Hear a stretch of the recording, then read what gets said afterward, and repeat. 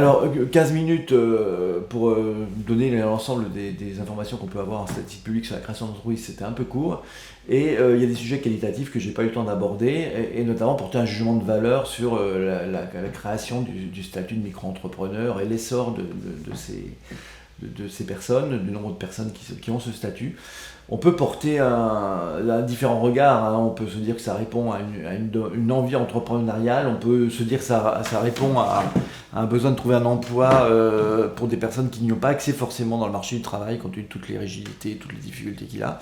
Et puis on peut considérer aussi que c'est une forme de subordination déguisée, où on dépend d'un employeur ou d'une plateforme.